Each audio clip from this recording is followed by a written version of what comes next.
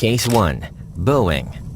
Boeing built the 737 MAX in a hurry because Airbus, their main competitor, had a new plane and Boeing was losing orders. To save money, it added a piece of software called MCAS that could push the plane's nose down on its own, and it tied that software to a single sensor on the outside of the jet. If that one sensor failed, the plane would fight its own pilots.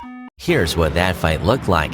A broken sensor told the computer the plane was tilting up too far and about to stall, so the computer pushed the nose down toward the ground. The pilots pulled it back up. The computer shoved it down again. Up, down, up, down. Boeing didn't put MCAS in the manual, so most pilots never knew it existed. On October 29, 2018, Lion Air Flight 610 went down into the Java Sea after the software shoved the nose down more than 20 times. 189 people died. Boeing blamed the pilots and kept the planes in the air.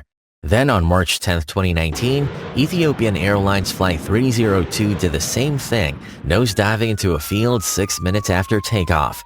157 more died. Later, internal messages came out with employees calling the plane designed by clowns, who in turn are supervised by monkeys.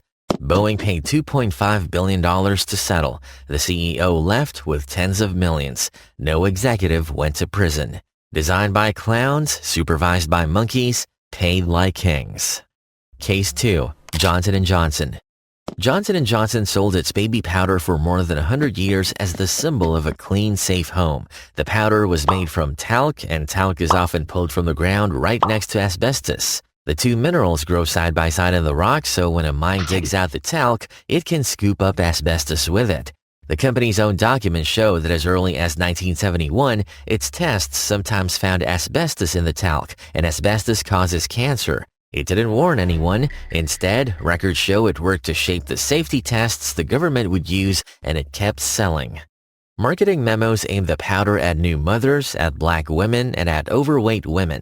Thousands who used it for years later developed ovarian cancer and mesothelioma, a cancer caused almost only by asbestos. In 2018, a jury in St. Louis ordered the company to pay $4.69 billion to 22 women. Rather than face the flood of lawsuits, Johnson & Johnson tried a legal trick, splitting the company into two companies.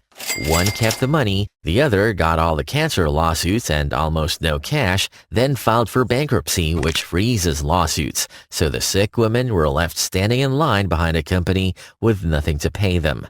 To this day, it insists the powder never caused cancer. Case 3. Apple. Apple builds the iPhone, but it doesn't build itself. Most of the work happens at a giant factory in China run by a contractor called Foxconn. In 2010, the main plant in Shenzhen held hundreds of thousands of young workers, many still teenagers, standing at the line through long shifts for a few dollars an hour. That year, at least 14 of them killed themselves, most by jumping from the factory buildings. One was Sun Danyong, a 25-year-old who lost a prototype iPhone and was questioned hard by the company security before he fell to his death. Foxconn's answer was not to fix the hours or the pay. It hung wide nets around the buildings to catch the people who jumped, and it asked workers to sign a pledge promising not to kill themselves. It was cheaper to hang a net that caught a falling worker than to give that worker a reason to keep living. Foxconn's chairman once said that managing 1 million workers gave him a headache because human beings are just like animals. Apple said Foxconn was not a sweatshop. That same year, Apple made record profits. The nets are still there. Case 4. Coca-Cola. Coca-Cola doesn't run its bottling plants directly. It sells syrup to local companies that do. In the 1990s, some of those plants were in Colombia, the most dangerous country in the world to belong to a union. Workers there said that when they organized, right-wing paramilitary gunmen came for them. These paramilitaries were private armed gangs, fighters for hire like an unofficial army, used to do the violent work powerful people wanted done at a safe distance from themselves. On December 5, 1996, 2 gunmen walked up to a bottling plant in Carepa and shot union leader Isidro Segundo Hill dead at the gate. That same day, the paramilitaries burned the union hall, and within months, the remaining workers were pressured to resign, and the union was gone. A campaign called Killer Coke spread across American colleges, and several banned the drink from campus. The union sued Coca-Cola in a U.S. court, but the case was dismissed. The company argued it did not control the bottlers and could not be blamed for what happened inside them. The syrup was theirs. The blood, they said, belonged to someone else. Coca-Cola has always denied any part in the violence. No one was ever convicted for the murder of Isidro Hill. His killers were never named. Case 5. Ford. Ford rushed the Pinto onto the road in 1979 to fight cheap imports, and it placed the fuel tank right behind the rear bumper. In a rear-end crash, that tank could split and a little car could burst into flames.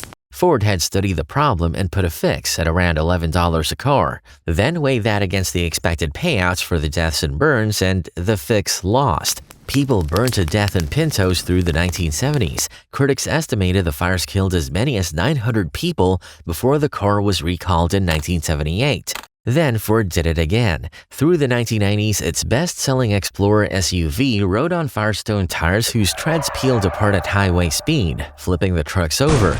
At least 271 people died in the United States before Ford and Firestone recalled 6.5 million tires in 2000, each side blaming the other. 2 different decades, 2 different products, the same outcome. It was cheaper to pay for the dead than to fix the machine. Ford is still one of the most trusted names in America. Case 6. DuPont. DuPont made Teflon, the slick coating on nonstick pans, at a plant on the Ohio River in West Virginia. To make it, the company used a chemical called C8, and for decades it poured the waste into the water, into open pits, and into the air over the town of Parkersburg. C8 does not break down. It built up in the water, in the soil, and in people's blood. The pan was famous for letting nothing stick to it. The chemical that made it did the exact opposite. It stuck to everything it touched and never let go. On a farm downstream, a man named Wilbur Tennant watched 153 of his cattle sicken and die. Their teeth turned black, and he filmed them before they dropped. A lawyer named Rod Bilott took the case and got hold of the company's own files. They showed DuPont and its supplier, 3M, had known for years that C8 was toxic. A panel of scientists later tied it to kidney cancer, testicular cancer, thyroid disease, and more. DuPont paid $671 million to settle thousands of claims. By then, the chemical was in the blood of almost every person in America, an estimated 99%. It is still there. It is in you right now. Case 7. Purdue Pharma. Purdue Pharma launched a painkiller called OxyContin in 1996 and told doctors it was different, that thanks to its time-release coating, fewer than 1% of patients would ever get addicted. That number was a lie. OxyContin was powerful, it wore off faster than promised, and it hooked people hard. The family that owned Purdue, the Sacklers, drove their sales reps to get doctors writing more and more prescriptions. When the addictions and overdoses started piling up, one of them, Richard Sackler, wrote that the plan was to hammer on the abusers and blame the addicts, calling them reckless criminals. A family got rich selling a drug that hooked people, then called the hooked people criminals for getting hooked. The pills became a doorway to heroin and then fentanyl. When the pills got too costly or too hard to get, addicts moved to heroin, which was cheaper, and then to fentanyl, which was stronger and killed faster. Since 1999, more than 500,000 Americans have died in the opioid epidemic that OxyContin helped start. The Sacklers pulled an estimated $10 billion out of the company, and their name once sat on museum walls around the world. Purdue pleaded guilty twice. The Sacklers never did. Not one member of the family spent a single day in prison.